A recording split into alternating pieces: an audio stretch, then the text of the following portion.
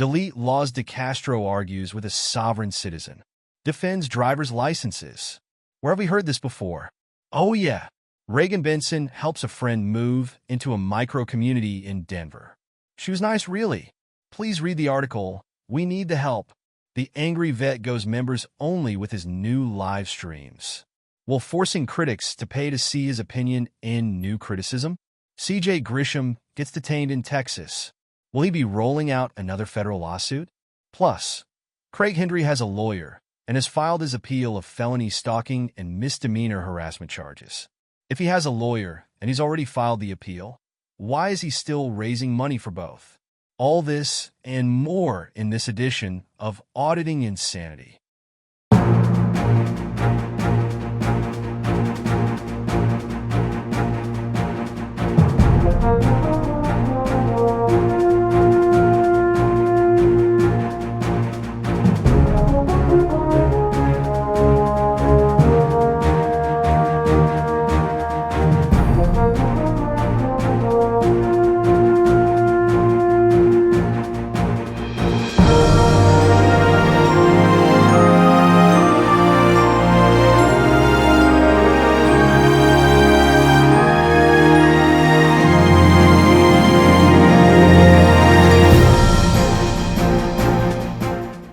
Good evening, and welcome to another edition of the Auditing Insanity Newscast powered by ReallyCoolNews. I'm Johnny Jones, and I welcome you to another audio newscast that is meant to complement the daily newspaper released at ReallyCoolSite.org. The individual news stories that we feature both here in the newscast and on our YouTube channel are audio versions of the same stories that are featured on our website. The text versions of the stories also feature links to the original video source material that we review as part of writing the stories. From time to time, corrections will be made to the text stories after the audio has already been released. Due to time constraints, we will not be uploading audio corrections to the YouTube audio content, but we'll be updating the descriptions of the YouTube videos to indicate the changes. Last night, we changed a single sentence in our story about Irish Demon. We noted the change, and then we went about finishing promoting our content. Then our human helper, Jim Finch, did his nightly YouTube show as scheduled. We apologize to those who were outraged by our decision to post a text update instead of uploading new audio for a relatively minor change to the story. We will be reviewing our policy in the future, but for now, instead of pulling stories, we'll be updating the description of said stories when a change is made. With that, we're going to ask you to focus on the angry vet goes members only to end criticism. Kevin, the angry vet, Soper went live on Tuesday to announce immediate changes to his YouTube channel as he had removed all of his live streams and made it clear he intended to put all new live streams behind a paywall in order to prevent his enemies from using them without paying for them. Soper said he may rename himself to the Happy Vet after pulling all of his videos and live streams, claiming he did so because he was putting aside the pettiness and would be removing any video that used name-calling or disparaged other YouTube creators. He also made it clear that he was no longer interested in letting fake patriots distribute his content without his permission or discuss his nonprofit organization. Directly addressing those worried about his loss of revenue, Soper scoffed and said that he made under $150 a month from YouTube and it was not his primary source of revenue. Soper went further and denounced anyone who would set up a fake GoFundMe account on behalf of anyone else. He said that there were too many garbage people in the world who would use deception to make money off of others' plight. Addressing his Operation Smokeout, where he bad-mouthed over a dozen YouTube creators to see what their reactions would be, he said he was pleased with the results. He said that he was able to purge his moderators of anyone with affiliations to people who would do him harm. As of Wednesday morning, Soper had held true to his promise as the only live stream that remained was his announcement video. Strangely, all of his produced videos were still free content, including his much-awaited arrest video from an incident in Rock Hill, South Carolina, last year. That video featured a highly edited account of what happened between Soper and police, featuring multiple jump and time cuts. The supposed attack on Soper was featured in his video as Soper fell to the ground while he was being apprehended. It was hardly the gang-style beating Soper had advertised, and the production raised questions about the overall incident and Soper's claims of extensive head injuries. Soper also did not address his growing controversy over his dueling haircut crowdsourcing campaigns. The angry vet is supposedly raising money to go towards cutting his hair and keeping it the same length, but never made it clear where those who wanted to contribute should contribute. His current GoFundMe campaign has seen no new donations since the start of the newest goal. Likewise, his GiveSendGo account has had one donation without a clearly established purpose. If Soper livestreams again, we will not be covering it unless Soper revises his decision to make his live streams members only.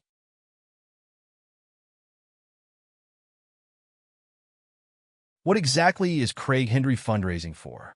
The market was again dead on Tuesday, the third day in a row with goose eggs again dominating the market. The lack of donations continued, as it was noted that Craig Henry has already filed his appeal of felony stalking and misdemeanor harassment charges out of Vermilion County, Indiana.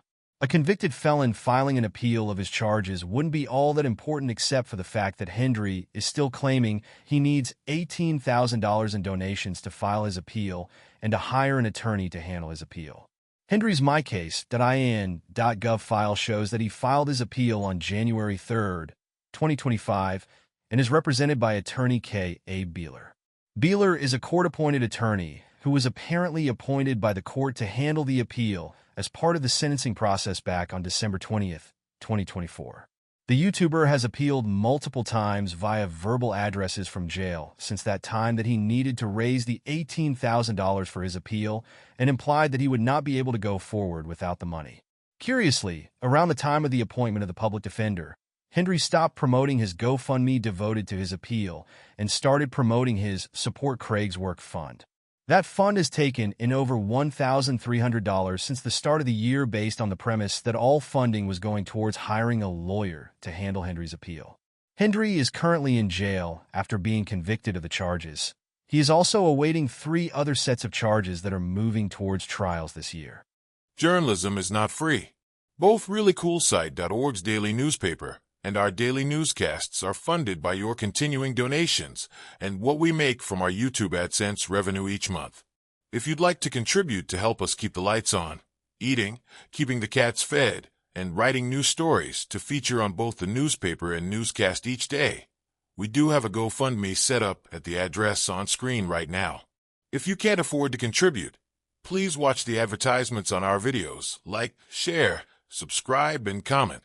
You can help by doing next to nothing, and we thank you in advance for pitching in.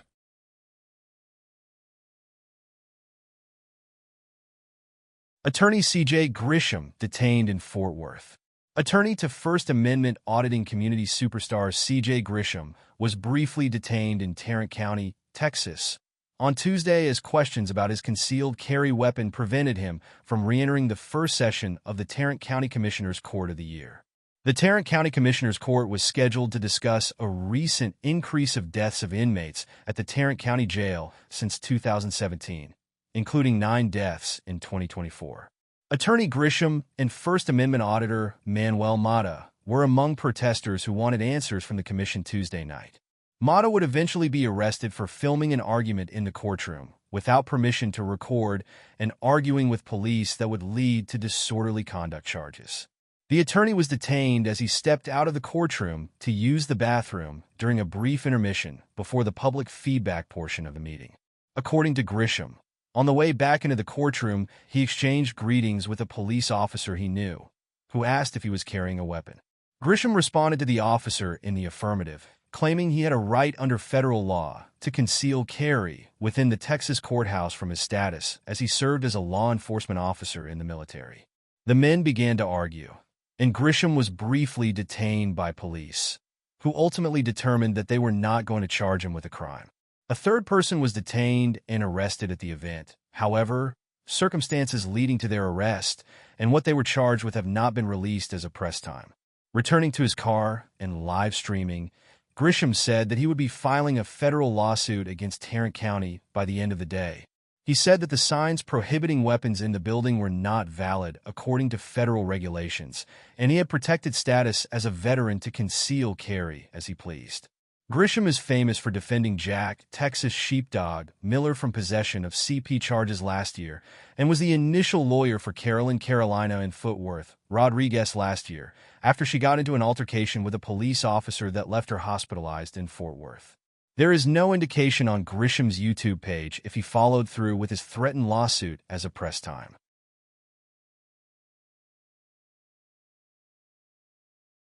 Dicastro and sovereign citizen fight over driver's licenses. In what best could be described as a meeting of alleged con men, Jose, Chile, Dicastro briefly hosted Cameron, power inherent in the people, Wilson, on his early Tuesday morning live stream, the second live stream in 24 hours for Dicastro. Dicastro's first live stream saw him rehash an old video in which he looked at internet personality Frank Sloup and a video of Sloup, a police sheriff and host of the popular Fridays with Frank video series. Sloup has apparently offended Dicastro by featuring Sloup's mother on his show, with Dicastro strongly objecting to the show's presentation of Sloup's mother, a non-police entity, deciding the fate of offenders Sloup allegedly pulled over as part of his job. Dicastro made multiple attacks on Sloup as he watched the video, then decided that Sloup's mother gave birth to a lizard person. Without missing a beat, Dicastro then declared that the moon landing in 1968, it happened in 1969, was a hoax because while he hasn't researched it, there was no way someone could land on the moon and broadcast from the moon when he can't always get a good signal when he live streams his audits. The less said about the first live stream, the better. Dicastro returned almost 12 hours later and inadvertently got himself into a live debate with Wilson, a self-described sovereign citizen who opposes the use of driver's license. Dicastro got himself into a shooting war recently with sovereign citizens when he featured a video of a female sovereign citizen having her car impounded for not having license or proof of registration. While Dicastro has called driver's licenses and the requirement to register cars a scam in the past, he admitted, and repeated that admittance on this live stream, that they were a necessary evil because both his indestructible trifold product and his 5A cop cards rely on the use of both to be effective. Appearing surprised that Wilson accepted his challenge to appear on panel, which happened a little after 1 a.m. Eastern Time, Dicastro questioned Wilson's claims to have beat every court case since he started challenging the need for driver's licenses 9 years ago. Wilson advocated that it was easy to get out of tickets and sometimes having a car impounded and staying in jail overnight was part of the process. Dicastro sternly objected to the idea of being arrested, stating that he would never be willingly arrested for a traffic infraction as it gave police the opportunity to do a cavity search and look up my butthole. Dicastro lingered a little too long on the cavity search subject, stating that he had been cavity searched over 20 times during the 4 months he was imprisoned in the Clark County Detention Center in Las Vegas last year. Continuing, Dicastro said he still had nightmares of groups of people looking up his butthole, and it was the cause of the brain fog he was experiencing until it cleared up at Thanksgiving, which Dicastro stated was 5 weeks ago. While Wilson was eventually able to get Dicastro to focus on topics other than his butthole, Dicastro eventually became triggered to have a proper discussion with as more and more Wilson supporters became vocal in Dicastro's side chat. Former Dicastro supporter You Have Rights Cops Have Duties enraged Dicastro further by saying that Dicastro cannot be a constitutional law scholar while advocating for slave licenses. The statement triggered Dicastro, who then started shouting and challenging random members of his chat when they made statements that he disliked. Wilson wisely excused himself and went to bed. Dicastro stayed another half an hour after Wilson left, disputing Wilson's views and making it clear that those who followed Wilson would go to jail if they did not have real licenses and registrations. Before signing out, Dicastro reminded his viewers that the only effective way to get out of a traffic stop was to use his 5A cop cards and trifold products, which are still available on his website.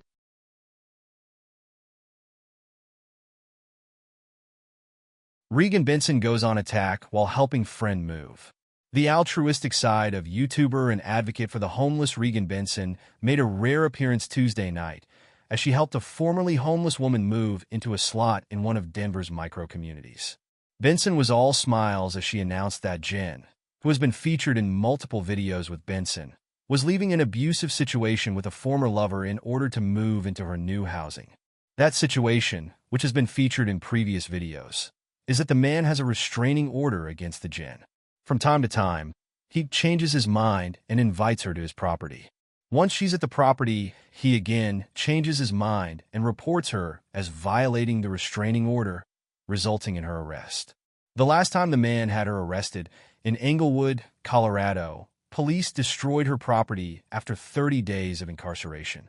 Her complaint about the destruction of her property and the subsequent lack of a response from Englewood police resulted in Benson filming Jen filing multiple follow-up complaints. Benson described Englewood police as corrupt and said newly appointed Englewood Police Chief David Jackson was on his final strike with her for not giving her the proper respect. She then claimed she would no longer report the Englewood police to the Colorado State Attorney General, as she's deemed the Attorney General a political appointment who was in the hands of police and not worth her time. Instead, she was going to focus on her new partnership with Movement 5280, a controversial homeless outreach program who has opened a center in Englewood. Benson said that while she has abandoned her own homeless outreach programs, she will be helping Movement 5280 capitalize on Englewood's new budget for homeless outreach programs. Benson also explained that those who said that she shouldn't have an opinion about Englewood's operations as she was a resident of Denver were wrong. She said that it didn't matter that she didn't reside in Englewood, her taxes as a resident of Denver, or Rough and Ready, or wherever went to pay for services in Englewood. She stated that Englewood did not exist in a vacuum, and that she will be a participant in Englewood's future, like it or not. Benson is expected to make public comment at the Englewood City Council meeting on Monday, January 20th, 2025.